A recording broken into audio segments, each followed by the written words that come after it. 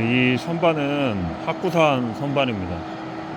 1963년도에 만들어진 일본에서 태어난 하쿠산 범용 선반 630에 1000짜리 이제 선반인데, 그동안 이제 시간이 좀 바쁘고 중간중간에 여러 가지 일들이 있어가지고 손을 못 보다가 이제 조금씩 다시 완벽하게 이제 마무리하려고 지금 하고 있습니다.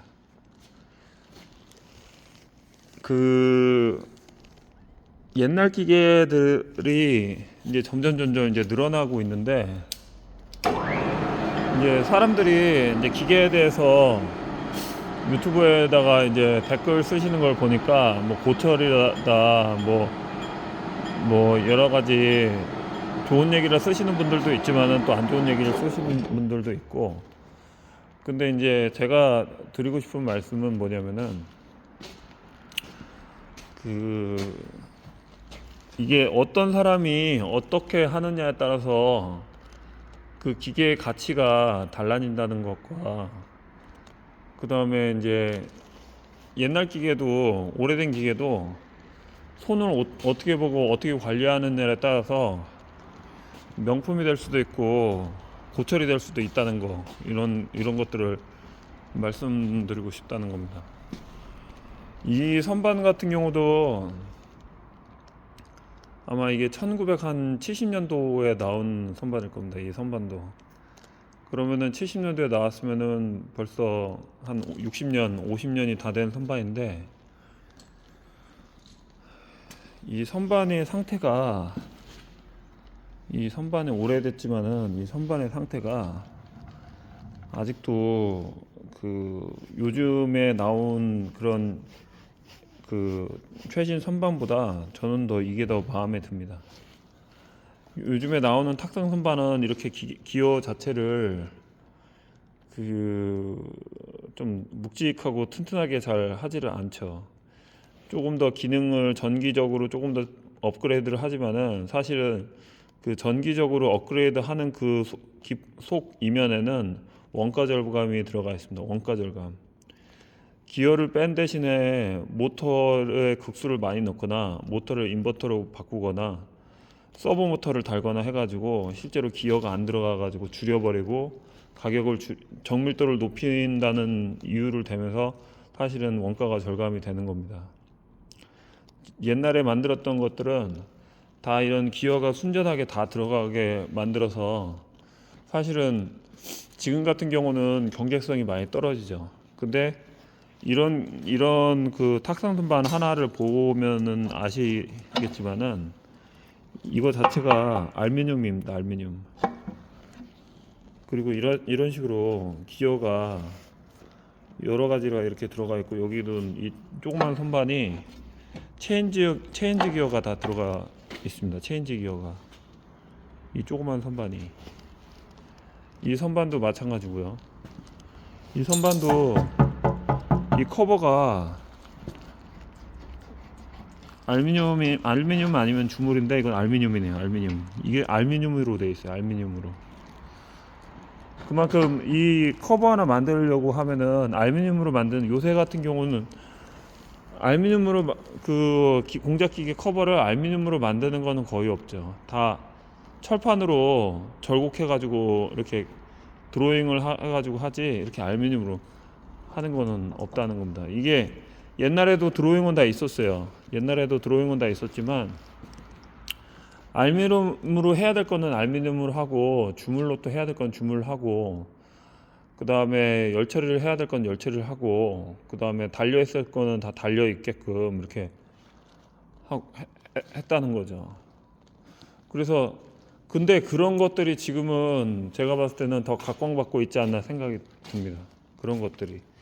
이거 같은 경우도 미국에서 만든 아틀라스라는 호리젠탈 밀링인데 굉장히 작죠. 그렇지만 이런 부분들이 다 알루미늄으로 만들었고, 디자인 있게 만들었고, 실제로 아주 섬세하고 디테일하게 만들었죠. 이 기계 자체를.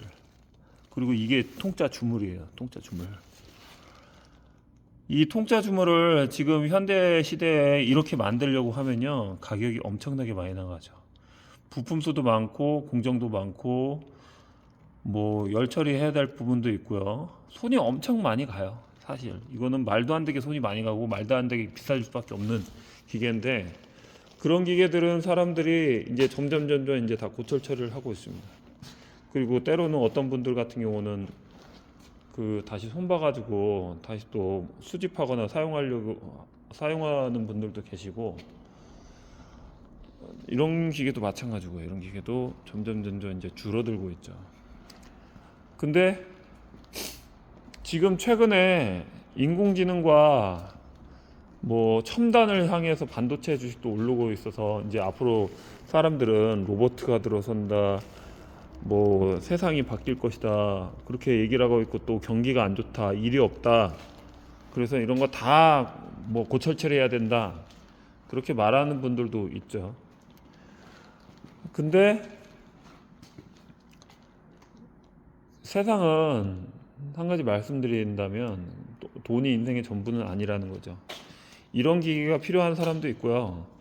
또 이런 오래된 기계들이 고철로 보이는 사람도 있고요. 그 다음에 기계로 보이는 사람도 있고, 저 같은 경우도 뭐 이게 안 좋은 거는 뭐 고철로 보일 수도 있고, 뭐 이런 것들, 이런 고철을 또 기계로 팔아먹느냐, 이런 이상한 얘기를 하는 사람들도 있겠지만, 어차피 인생은 짧습니다. 인생은 지금 제 영상 보시는 분들의 대부분 나이대가 뭐 기본적으로 40대에서 60대, 70대가 정도로 있다면은, 사실은 어떻게 보면은 뭐 사용하려는 것도 있지만은, 어찌 보면은 진짜 기계가 좋아서, 지금 이런 기계들을 좋아서 그 기계가 가진 그런 생겨나 가지고 이 오랜 시간을 사는 그 숨결을 느껴보고 싶어서 이제 사는 그런 분들이 이제 또 많이 있지 않나 생각이 들고, 그리고 도자기를 예를 들어서 본다면은, 사실 도자기 같은 경우는 어떻게 보면은 우리가 쓸 데가 없어요. 근데도 왜 도자기하고 옛날 물품들은 모을까요? 그거는 어떻게 보면 역사에서 우리가 배울 것이 많기 때문에,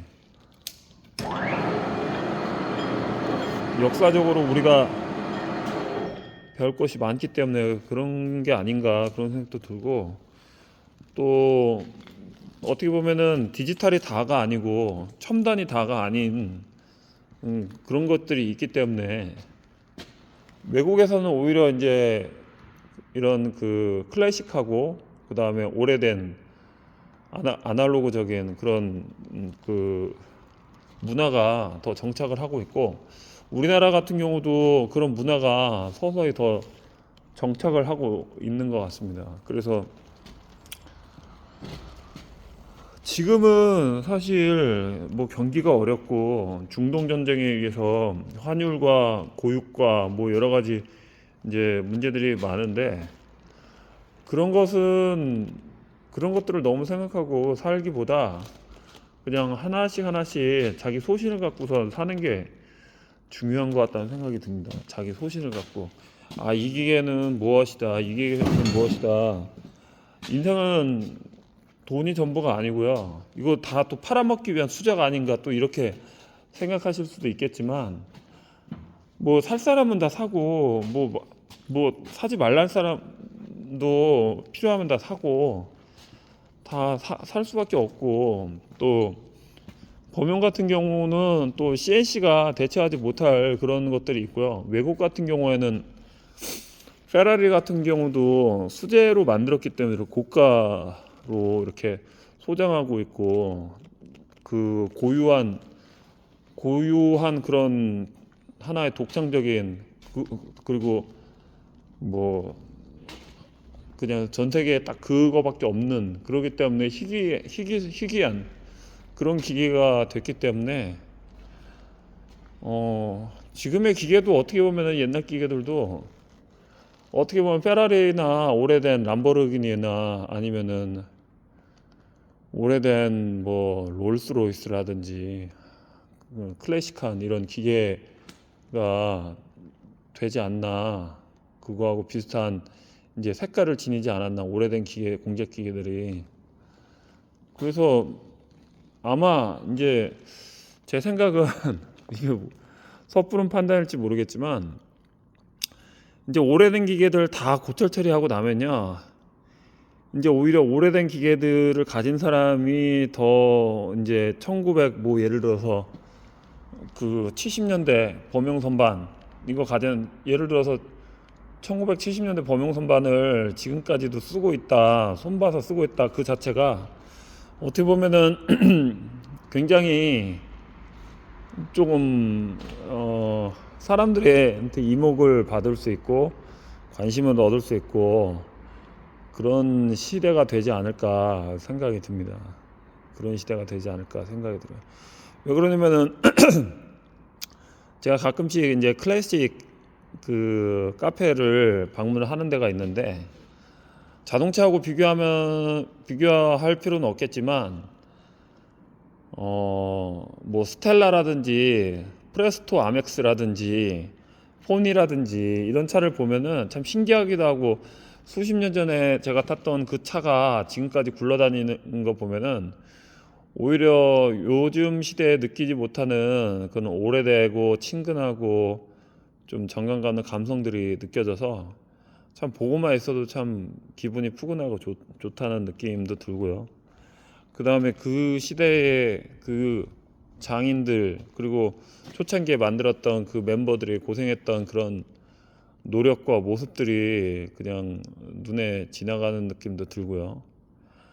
뭔가를 한 가지 이제 없던 거를 생산하는데, 생기고 창조하는데, 그런 데는 많은 노력과 시간이 투자가 되죠. 그런 것들이 옛날에 만들었던 이 사람들은 그걸 어떻게 만들었을까 하는 그런 생각을 하게 되면, 정말 오늘의 지금 현재의 문명이 과거에 노력했던 우리 그 선배님들과 조상님들이 이렇게 잘 가꾸고 그 문화를 잘 읽어가지고 여기까지 온 것이 아닌가 생각이 들기도 합니다.